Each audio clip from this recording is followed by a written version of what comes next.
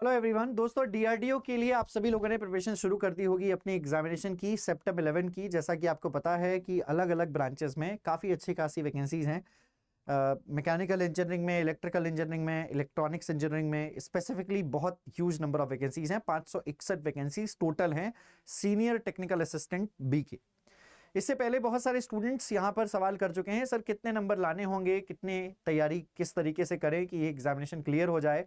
क्या previous year cut off रही थी, क्या क्या मतलब नंबर स्टूडेंट्स को लाने पड़े थे। इन्हीं सब चीज़ों के ऊपर डिस्कशन कर लेते हैं आज के इस वीडियो में। बहुत छोटा सा एक डिस्कशन है, अंत तक इस वीडियो को जरूर देखिएगा और जो लोग इस चैनल पे नए हैं वो सब्सक्राइब करके बेल आइकन जरूर प्रेस कर लीजिएगा। तो दोस्तों डीआरडीओ का अगर मैं सितंबर 10 की बात करूं, 2022 में नोटिफिकेशन आया था। यहां पर अगर आप देखोगे तो मैं आपको दिखा देता हूं कि ये जो नोटिफिकेशन आया था वो 23 सितंबर 2022 और जो ओपनिंग डेट थी वो 3 सितंबर थी। क्रूशियल डेट एलिजिबिलिटी की 23 सितंबर थी और लास्ट डेट जो है वो 23 सितंबर थी। कुल मिलाकर अगर हम यहां पर इसके एग्जामिनेशन पैटर्न की चर्चा करें, 2022 के जो एग्जामिनेशन था उसका एग्जामिनेशन स्टे बी का सीबीटी पहला फर्स्ट जो है था वो स्क्रीनिंग के लिए था, जैसा इस बार भी है। लेकिन इसमें क्या क्या पूछा गया था, इसमें आपको quantitative aptitude, intelligence and reasoning, awareness और इंग्लिश लैंग्वेज और जनरल साइंस। अवेयरनेस सेक्शन को इस बार 2025 में हटा दिया गया है और उसमें भी नंबर ऑफ क्वेश्चंस कम थे। 120 क्वेश्चन थे, आपको 90 मिनट में 120 क्वेश्चन करने थे, 120 नंबर के। इसके बाद टीयर 2 था, वो जो स्पेसिफिक सब्जेक्ट बेस्ड था, वो 100 नंबर का 100 क्वेश्चन थे और 90 मिनट का समय उसमें भी था। लेकिन इस बार के एग्जामिनेशन पैटर्न में बदलाव किया गया और सितंबर 11 के लिए आपका जो एग्जामिनेशन पैटर्न रहा उसमें आपका टीयर 1 कंप्यूटर बेस्ड टेस्ट रहा और दूसरा भी कंप्यूटर बेस्ड टेस्ट है, लेकिन पर्सनालिटी टेस्ट को यहां पर इंक्लूड कर दिया गया पार्ट 1 में। सितंबर 11 के लिए जो एग्जामिनेशन पैटर्न है उसमें थोड़ा सा चेंज हो गया। अब अवेयरनेस पूरे तरीके से हट गया, नंबर ऑफ क्वेश्चंस बढ़ गए और समय भी बढ़ गया। 120 मिनट में अब आपको 150 क्वेश्चन हल करने हैं। इन 150 सवालों में 40 रीजनिंग, 40 मैथ, 40 साइंस और 30 क्वेश्चन इंग्लिश के हैं। यहां पर अगर मैं सितंबर 10 की कट ऑफ की बात करूं तो 2023 का जो रिजल्ट आया था वो जनवरी में आया था। 30 जनवरी 2023 को रिजल्ट इसका घोषित हुआ था। 12 जनवरी को टीयर 2 का एग्जामिनेशन हुआ था। इसमें जो कट ऑफ गई थी टीयर 1 एग्जामिनेशन की, टीयर 1 के लिए कट ऑफ जो गई थी आउट ऑफ 120 मार्क्स में से मैकेनिकल इंजीनियरिंग के लिए 97.22 कट ऑफ गई थी। कंप्यूटर साइंस और इस प्रकार से केमिकल इंजीनियरिंग के लिए 89.97 कैटेगरी वाइज कट ऑफ आपके सामने है। तो अगर आप देखोगे तो 120 में से 97 नंबर आपकी कट ऑफ गई थी 2023 में, जब वैकेंसीज बहुत ज्यादा थी। अगर आप 2023 का नंबर ऑफ वैकेंसीज देखोगे तो बहुत ह्यूज नंबर ऑफ वैकेंसीज थी। यहां पर आपको मैं दिखा देता हूं, तो अगर आप नोटिस करेंगे तो ये वैकेंसीज थी मैकेनिकल इंजीनियरिंग में 294, देख सकते हो आप, मैकेनिकल इंजीनियरिंग में 294, इलेक्ट्रॉनिक्स इंजीनियरिंग में 192, इलेक्ट्रिकल इंजीनियरिंग में 68।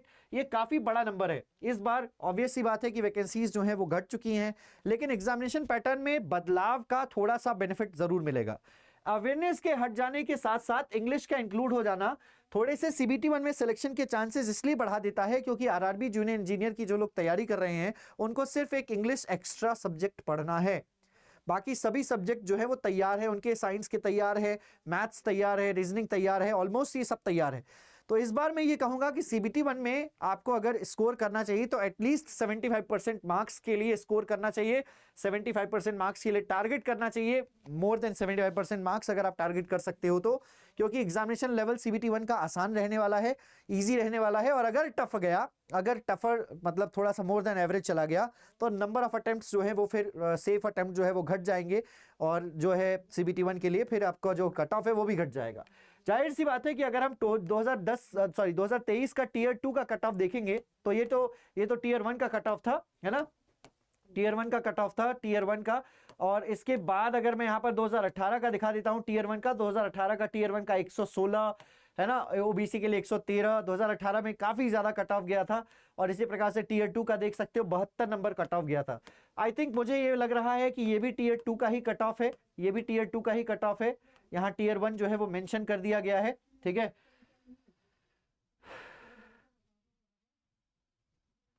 टीयर 2 एक सेकंड में चेक कर लेता हूं।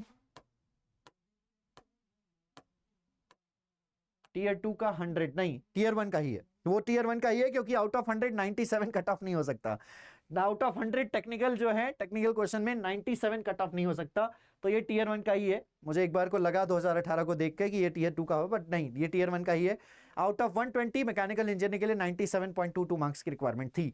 तो ये ऑलमोस्ट अगर आप चेक करोगे तो मैं आपको परसेंटेज में बता देता हूँ कितना हो गया। ये हो गया लगभग 97 डिवाइडेड बाई 120 अगर मैं करता हूँ तो 80% के आसपास जो है वो कट ऑफ टीयर 1 की गई थी 2023 में। तो इस बार तो कंपटीशन बढ़ा ही है, बट ठीक है, फिर भी एग्जामिनेशन पैटर्न के चेंज होने का बेनिफिट थोड़ा सा हो जो है वो आपको मिले, थोड़ा सा आपको बदलाव मिले। और यहाँ पर जो कट ऑफ है वो या CBT 1 के लिए जो कम से कम सिक्योरिंग मार्क्स है, ये एक नॉर्मलाइज्ड स्कोर हो सकता है। तो आपको कम से कम 75% टू 80% टारगेट करना ही चाहिए CBT 1 का। इस बार पेपर इजी आए तो इससे भी ज्यादा हो सकता है। 75% टू 80% मार्क्स के लिए आप टारगेट करके आगे बढ़ सकते हैं। तैयारी करना चाहें तो अड्डा 24 पर जाकर तैयारी कर सकते हैं। आपको जाना होगा अड्डा 24/7 पर, वेबसाइट पर जाइए। ऑल कोर्सेज से AJ exams, electrical engineering, DRDO specific batches हैं हमारे पास। हालांकि ये मैकेनिकल पड़ा हुआ है, बट ये इलेक्ट्रिकल का है, फोटो मैकेनिकल का पड़ा हुआ है।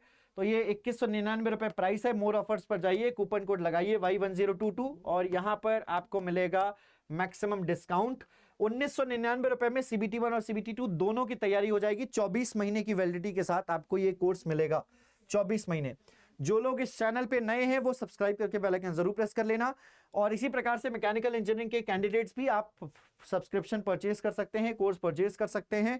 सिर्फ डिप्लोमा कैंडिडेट्स एलिजिबल हैं, और जिनका डिप्लोमा प्लस बीटेक है वो भी एलिजिबल है, लेकिन सिर्फ बीटेक जिनका है वो कैंडिडेट्स एलिजिबल नहीं है। लास्ट में मैं जाते जाते फिर से एक बार ये बात आपको बता देना चाहता हूं। धन्यवाद, मिलते हैं आपसे अगले वीडियो में।